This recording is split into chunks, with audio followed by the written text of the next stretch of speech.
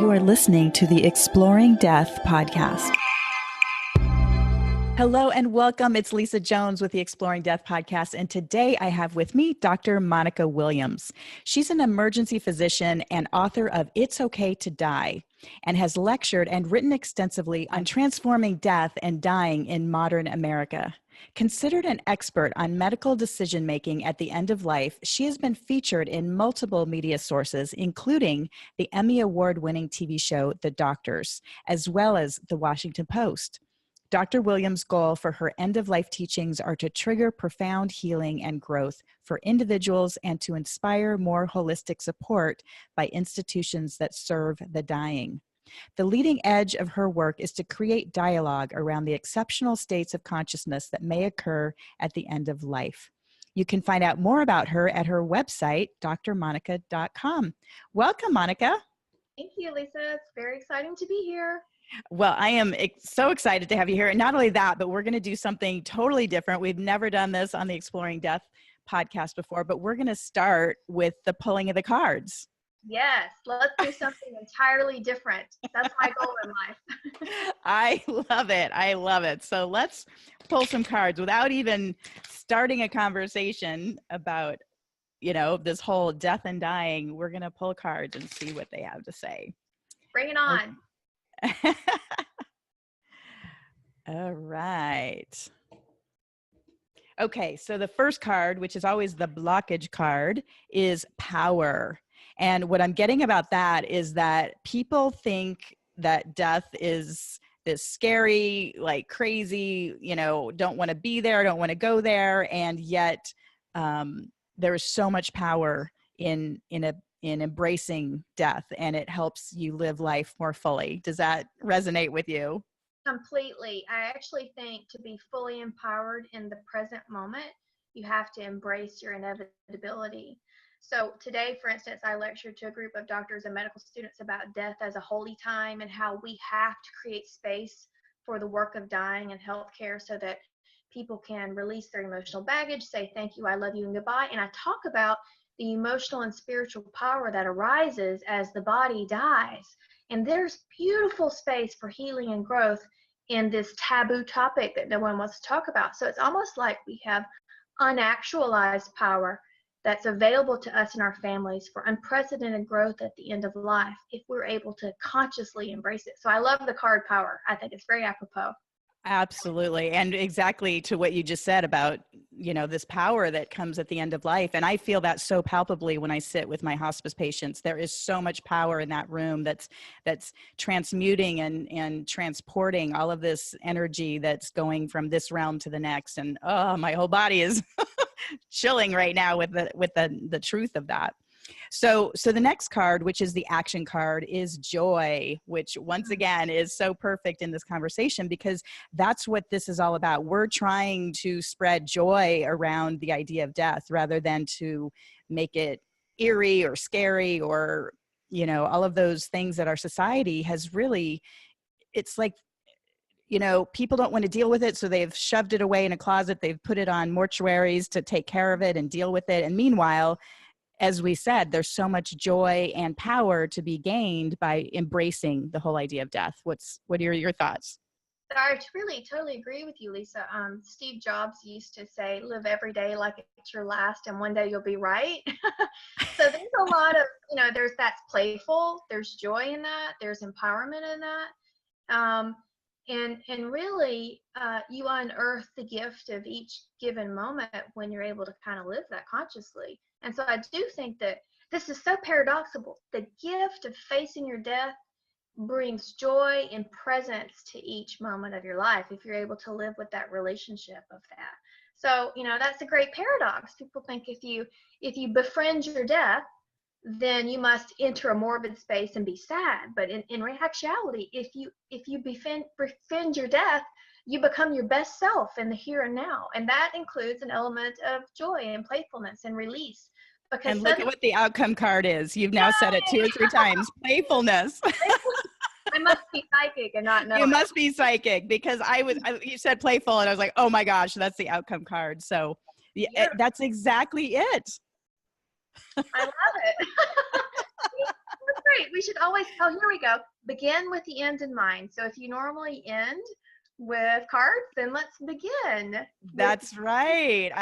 That's a great metaphor. Absolutely. Well, once again, welcome to Exploring Death. And I heard you speak at the IANS conference last August, and I absolutely loved your presentation. I fell in love with you and just the way that you're talking about death and the way you want to educate our hospitals, our emergency room physicians, the people that are dealing with end of life. There's so much more there, and I just don't think it's being addressed or revealed to people. So where would you like to start? Well, let's just kind of start with that, because that really is my end goal for this public conversation.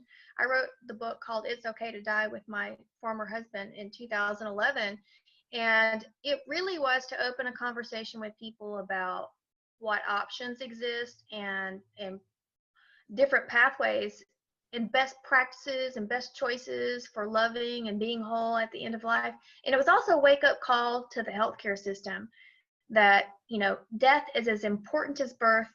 We work so hard to give people a good life. We should give them a good death and not abandon them and ignore them at life's end. And that death is not failure. This is an opportunity to give people a good ending, and you only get one chance. So there's a lot caught up into that, because most healthcare providers are not trained to talk about death and dying, to tell people the truth, unfortunately, and to guide people to a loving and holistic end. And I think we need to change that, because I consider it a no-go, a non-start, not to embrace this most important part of living. Many traditions feel like dying is perhaps one of the most sacred parts of living. And dying's not a medical event. We've medicalized it. It's a human event. So the question is, how do we get big enough in healthcare to really stand with and support people in this powerful moment of life, so that it becomes a time of growth and not a tragedy, and not creating complicated grief by hiding the truth and avoiding it and pretending as if this transition is not going to occur. So really, my job is to sort of be a change agent. I'm trying to wake up the healthcare system, but it's really in service of doing the highest good for ourselves and our community and people that we love. There's so many beautiful opportunities for growth that present themselves, very spiritual, anomalous perceptions, and all kinds of interesting things that open up in that powerful time surrounding the end of human life. And I think to ignore it is really to lose an opportunity for growth and more love and all kinds of gifts that really are not even available in the thick part of living. So that's what I want to do. We'll see. Wow. Well, I love that. And I remember you specifically talking about how at the end of life, so many facilities and doctors, they'll medicate the patient to basically oblivion, where they can't even process their death because they're drugged, and that might even prolong the pain and agony rather than just letting them unwind the way that their body wants to do that. So I'd love you to talk a little bit about that. Well, certainly, we have this medical term called terminal delirium, and it often involves agitation and irritability. And there are some things that should be medicated at the end of life. I don't want people, excuse me, medicated into an unconscious state. But I do think in healthcare, we don't know enough about the unusual experiences that naturally arise at the end of life to embrace some of the gifts and healing powers that some of them contain. And so we will misdiagnose and misidentify some of these things in an attempt to sedate or attach a psychiatric disorder. For instance, recently I had a gentleman bring in his elderly mother. He wanted her admitted for a psychiatric evaluation. And I said, well, why is that? He said, well, she's hallucinating. Well, sir, what is she hallucinating about? Well, she's seeing her dead relatives. Well, yeah, upon further investigation, she had stopped eating and drinking. She was now in bed. These are all end-of-life signs. And so rather than find a psychiatric admission for this woman, I was able to assure the man that this is an end-of-life phenomenon that is common and normal. Most cultures, and the medicalized West has forgotten this, but most cultures found this to be reassuring, that it was the loved one's time to go. They could accurately identify where the person was in the map of life, and they felt reassured that deceased relatives were coming to gather in their loved one to take them to the other side. So we were able to reframe this. He wanted her to be psychiatrically evaluated and medicated to stop it, but we were able to see its larger paradigm for what it was, and we transitioned the woman to hospice care, which was most appropriate for her. Absolutely. Well, and I love that idea that you were able to obviously identify it, you were familiar with it, but what about educating other doctors that aren't familiar and maybe would have? I mean, have you seen doctors that might have put her in the psych ward rather than? Most of them, actually. Well, first of all, and we can talk about this, I'm wired to be open this because I have some type of peri-death sensitivity, and I've had it since I was a child. But honestly, I even marginalized these types of experiences and did not speak about them and could not include them into my medical paradigm until I encountered the work of William Peters with the Shared Crossing Project. He's the founder of probably, I guess, at this point, the leading research organization in the nation and probably the world. It's studying and collecting qualitative experiences of people who report end-of-life phenomena, things that occur either prior to death, during the death of a loved one, and then after death. And so there's a whole spectrum of phenomena that occur there, which are normal. These are normal human experiences. And so the leading edge of my work, articulating with William Peters' work, is to bring this to the healthcare system. There's a lot of studies or research articles and just medical literature articles out, particularly in the last 10 years, identifying end-of-life phenomena at the bedside. Nursing research, physicians, hospice volunteers are all reporting witnessing or being involved in this. And so really, unfortunately, all we're trying to do is legitimize something that's already existed for eons. But in medicine, unless it's studied and reported, people really don't accept it as legitimate. That's unfortunate. So my interest is in saying, yes, these are phenomena that occur. They're generally affirming, and we need to engage them because this is part of the patient experience. To not engage these and to not affirm this is, in some sense, patient abandonment. And the most holistic care is to say, we are physical, emotional, psychosocial, spiritual beings, and we need to care for your whole self, particularly at the end of life. Wow, I love that. And I would love to hear more about, you spoke at the conference about this phenomenon that you have where patients come in and suddenly you just know what's going to happen, or I'd love a story or two about that. Yeah, sure. Well, now I would presently call this pre-death premonitions. See, I didn't have terminology to apply to these prior to meeting this research team. But since a young age, I had an awareness of whether death was what I called with someone or not, for lack of a better term. And for most of my life, this has presented as sort of a psycho-emotional experience. I would feel feelings of love and a different type of energy around someone who might be dying. Sometimes I've had pre-death premonition where I didn't know who was going to die, but I knew someone that I cared about was going to die.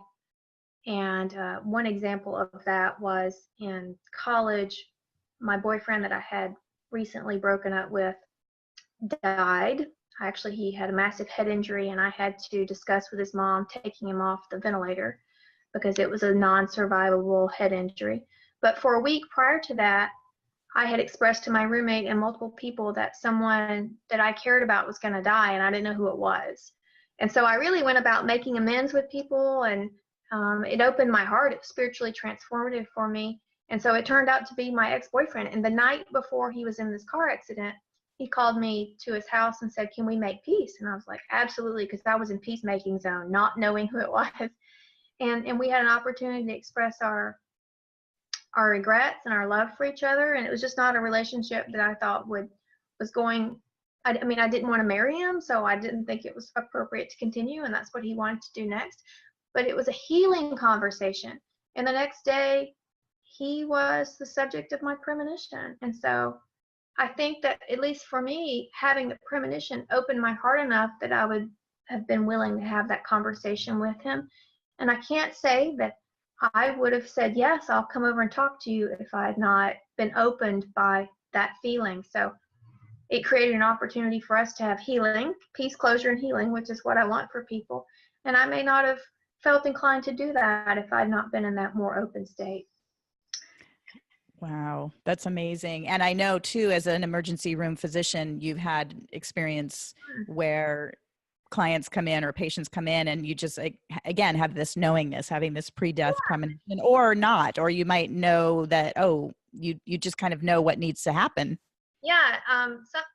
For the most part, I have two classic presentations or sensations when this occurs. The most common one is I walk into the room and the room simply feels different than another room I've been in. And rather than feeling like I'm focusing on the patient in kind of a neutral way, an objective way, instead I feel kind of distracted, like there's a higher energy in the room. And I really feel like there's almost a movement sensation in the top of the room, if that makes any sense. And generally this is associated with an emotional reaction. I feel feelings of peace and love and joy. There's a lightness to it. There's nothing dark. There's no grim reaper there to take someone, drag them away. It's a beautiful opening that I sense. And that's usually my warning. I don't always tell people, oh, I see you're dying. I usually don't. I use that as a flag for me.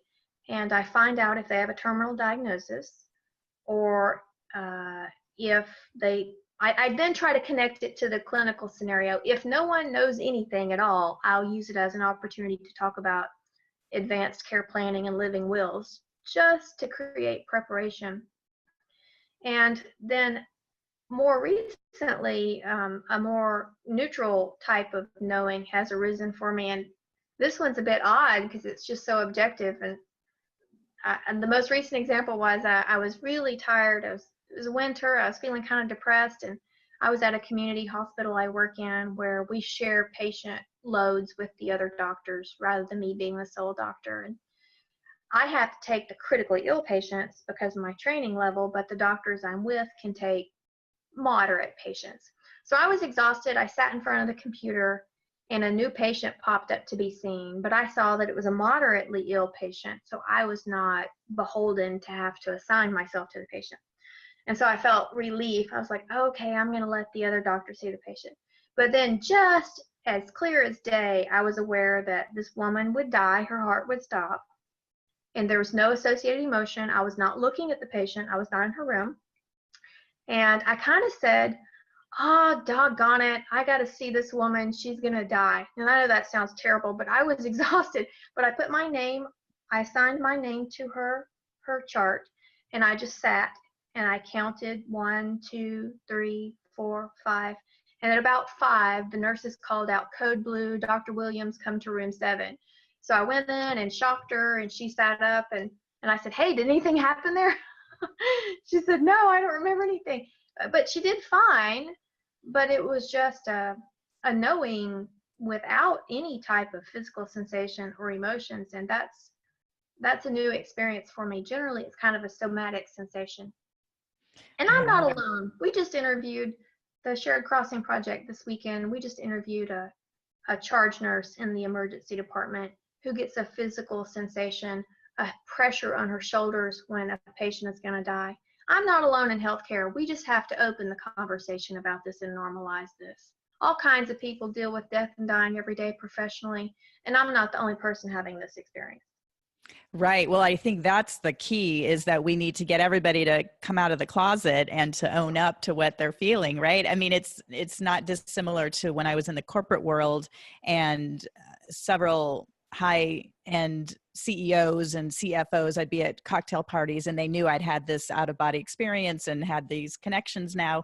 And they would corner me, in the room and say, well, my dad died, but he showed up and I'm not sure what to make of this and how to deal with it. So I think everybody, for the most part, is having experiences with death in some way, but just our society has made it so taboo. And so, oh, that's weird or too woo-woo, or I don't want to go there, that then everybody shuts down. And so everyone's kind of walking around like seeing and experiencing things, but nobody wants to talk about it.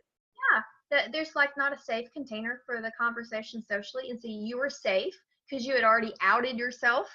Right, right. And so the more of us who are normal humans, you know, psychologically sound professionals who can say, yes, I'm having these experiences and I'm not alone, they're normal, that really opens the conversation for other people. And I liken these experiences to the near-death experiencers who had their experience prior to Raymond Moody, you know, publicly creating a conversation and a lexicon and effectively normalizing their death experiences and giving those experiencers a language to use socially that was acceptable. I think the same thing applies to this. There are all these unusual experiences occurring around the time of death.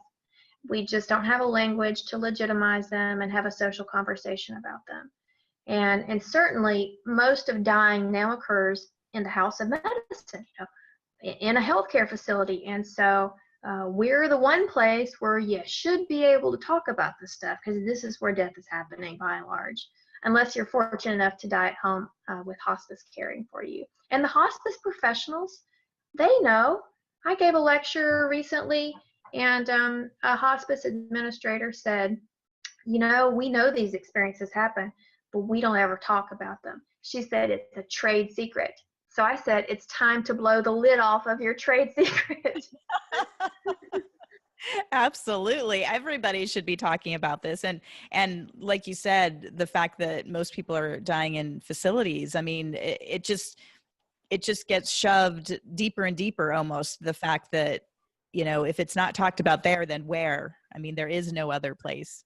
Exactly. So, and yet there's a small movement. There's this whole death positivity movement. I mean, there's this podcast, Exploring Death. That's why I wanted to name it that, just to be open. Let's talk about it. And it's so interesting, the responses I get about my title, you know, oh, well, that seems kind of dark. You should add, you know, some other lightness to it or something. I'm like, this is what I'm doing, you know, exploring death. Let's talk about it. Well, send them this podcast filled with power, play, and joy. So that's right. Absolutely. Oh my goodness.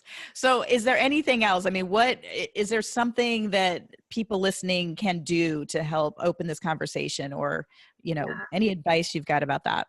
Well, first of all, I would say in general, we're still studying these experiences. So I'd like to kind of just go over the spectrum of experiences that the Shared Crossing Project has identified to date, so people will know the varieties of experiences which are actually normal. And if you've had any of these, we certainly want to hear from you, because the more data points and people we've talked to, the more information we have, the more informed we are with taking this information to healthcare. So here's a short overview of some of the phenomena. The first is pre-death premonitions, which is the experience I have had by and large, anticipatory feelings regarding maybe your own death or the death of someone you love, or maybe a stranger.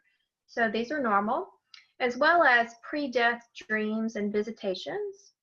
My own father, 2 weeks before he died, had an experience where he saw his deceased mother come to him and lovingly adjust the oxygen on his face to make him feel better and to feel more comforted. And he felt very comforted by that. And it was so important that it was about the oxygen, because he was dying of a lung condition and felt very short of breath. So he felt very relieved and affirmed. So these are also common. Pre-death synchronicities are events that would normally seem not connected, but seem to be meaningful and unusually connected, related to foretelling or connecting to the person who's dying. Sometimes this is electronics, lights, numbers, all kinds of events that people would normally try to dismiss, but it has too much power and meaning with relation to the dying of someone. And then there's terminal surge. This is something we see in medicine quite a bit. We also call it paradoxical lucidity. And it's where someone who's been really low energy or comatose, or maybe not speaking or not walking for some period of time, they wake up with some energy right near the time of death, and they express love, or they might want to eat or get up and walk around, and the family thinks, oh my gosh, a miracle or healing has occurred, when in fact it's the last goodbye. And Steve Jobs did this, actually. I mentioned him earlier, but he woke up from a deep coma to say, "Oh, wow, oh, wow, oh, wow," before he died. So we do see this in healthcare. And oftentimes people, it might be someone on hospice, and the family will check them out of hospice and bring them to the hospital because they think they're getting better. And so I have to explain to them, this is the last gift. It's the last time to be together. The most unusual experience that we're most interested in is the shared death experience. And I have actually not had this experience, and I've not had a patient who expressed this to me. But this is where a physiologically normal person, such as you and I, normal health, have the beginning stages of the dying experience with someone that we love. So it's almost replicates the near-death experience, and we go with them to some impassable point, at which point our loved one moves on to whatever is beyond here. But this is basically a transformative accompaniment by a healthy person into the land of the dying or the dead, and then we come back. But it's part of us going with them for a short space into a perceived afterlife. And so that's what I've experienced, you know. Yes, that's what yes. And so this actually flies in the face of all of the scientific materialists who say that the near-death experience is a product of a dying brain, because you weren't dying and you had experiences. So this is a human phenomena that's beautiful, that we need to embrace and know more about. 3 other phenomena that people should be aware of are post-death communications, feeling that their deceased loved one has directly communicated with them verbally, auditory, something very clear with a clear message. And then there are post-death synchronicities, post-death dreams and visitations, very similar to the pattern of experiences we see prior to dying. And so that's a whole host of phenomena, and there may be more. So the more that we can know, if you've had these types of experiences, you can go to www.sharedcrossing.com and look at William Peters' research to date. I'm the medical advisor to this group, so my interest is in seeing the final outcomes of the data and then informing healthcare. And I would say, beyond connecting with us, just believe yourself if you've had these experiences. It seems as though we spend a whole lot of energy in our lives trying to contain our true selves and to wall off or exile parts of ourselves that are somehow socially unacceptable. But that's not whole living. And certainly this work has brought me to the point where I want to say I want to be my whole self. And my whole self is that I'm a physician who has unusual perceptual experiences at the end of life. And to not be able to say all of that in one sentence would not be true to myself. So I would encourage people to say, this is who I am. I have these experiences. Don't be afraid of sharing them. And that normalizes the experience for the rest of us. It's an invitation to be open to these things. And these things are extremely important for our humanity and for our evolution with each other and as a culture, I believe. Oh, that's beautiful. And I love the Shared Crossing project. I've been a part of it. I was interviewed by William, and it was so stunning to me to even find out about it, because it so validated my experience. Once again, when it happened for me, I had never read any NDEs or anything like that about the near-death experiences. But then when I started reading books and saying, oh my gosh, well, that's what I experienced. That's what I experienced. It just, and then to go to the IANS conference and meet all of these people that had such amazing similarities, it's really enriched my life so greatly. And once again, that's what inspired me to start doing this Exploring Death podcast. So it's been amazing. Yeah. You're doing great work. And so it seems like we're just feeding each other and supporting each other and, you know, in the unfolding of all this. And I think it's neat that in your story, you were this corporate person, probably very logical, and you know, it's not like you were trying to have these experiences or studying something to create them. They just occurred for you. Right. That was the biggest jolt. Was, I mean, you know, I was a CPA and I just was living the, you know, the American dream, and my husband was a corporate exec, and we just were going about our business. And then all of a sudden, when that happened, it just shattered my entire structure of what I believed. I was raised very religiously. I thought actually my husband was going to go to hell because he hadn't been baptized. And meanwhile, I'm seeing him, the preparations of him to walk into heaven. And just as he was about to come in, I mean, I was woken up. My brother-in-law said, "Oh my God, Lisa, wake up. Ian just took his last breath." And so it was like I was just, a trap door opened and I just fell out of there back into my body. And I was so happy. And talk about joyous. I've never felt such joy or love in my entire life. And I just would love to be able to help infuse that here on earth, to know that that love that's available for us, you know, when we cross it's just, there are no words. It's amazing. That's beautiful. And the part of your story that I feel so affirmed by is the transition from your fear of what was going to happen to him when he died to the reality of the stunning beauty and total peace. Now that's really something to talk about. Yes. It does. My whole body is chilling right now as you say that. And then when he started talking to me that morning, I had to go tell our little children that he had passed that night, because hospice had just arrived and they said it was going to probably be 2 weeks or so before he, you know, so it was a real kind of a shocking moment. But then when he started talking to me, once again, I was like, what is happening? You know, this was crazy. No one has said anything about this being part of the program. No, I didn't know anything about this. So, and he's been talking to me for the last 15 years. So Did he tell you to do this program, this podcast? Yeah, I think probably that was part of it. I kept trying to get away from the whole death thing. You know, it's like, okay, I just want to move on with my life, but it just keeps calling. And I think I'm here to be that bridge between, you know, life and death, and to just bring this conversation up and have conversations with people like you that are also, you know, like you said, normal and part of mainstream society. We're not off in some, you know, cave meditating 24/7. Like, these are CPAs and medical people. Right, exactly. That's so amazing that that experience gave you such a life transformation. So Yes. thank you for sharing your story with me. Oh, well, thank you. Well, we're about to wrap up. Normally I do my cards at this point. So is there anything else you'd like to share, and also we'll have all those links on my website, millionairemedium.com. So you can always find them there. But anything else you want to share before we say goodbye? I would just like to kind of reiterate that if you have the opportunity to go and sit with the dying, it could be healing not only for yourself, but maybe even for the person that you're attending. And so rather than run from death and dying or avoid it, perhaps you should become courageous and seek to be in its presence.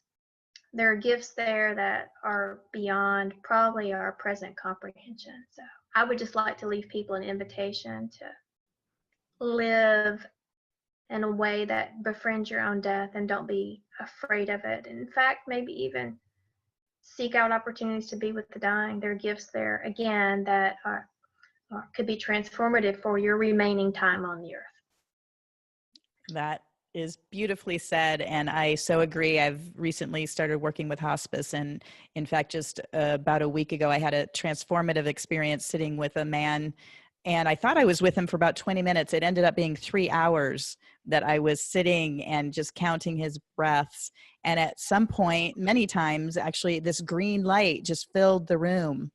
And it was amazing. And then to sit with him and to think about my life and are there any regrets that I have? And it truly transformed something within me to realize I need to reach out to this person or to that person and to make amends. Like you had that experience with your ex-boyfriend, that, you know, you didn't know who, but you were in that open mode of making amends with people. And it was so powerful to reach out. And whether I hear back from people or not, that wasn't the issue, but I got it right with myself. And I think it was so powerful. Thank so you. I That's a very specific example of what I was trying to say, and you said it much better than me. Thank you, Lisa. Well, like I said, I think both of us had great examples for people to see, instead of running from death, to run toward it and to embrace it and to see what might unfold for you, to live more fully. That's really the key to me, is that death brings life more fully to your experience. And when you're not afraid of death, then you can, there's nothing stopping you. Right. When you lose fear of death, you are given really immense freedom. Yes. Fear of death actually limits life. That's right. That's right. Oh my goodness. Wonderful. Well, thank you so much, Dr. Monica. And I hope you come to Maui sometime and speak to our IANS group. We'd love to have you here. I intend to at some point. Thank you so much for the invitation. Thank you for listening to the Exploring Death podcast. This podcast is for entertainment purposes only. Before you make any financial or legal decisions, consult a professional. This show is copyrighted by Exploring Death. Written permission must be granted before syndication or rebroadcasting.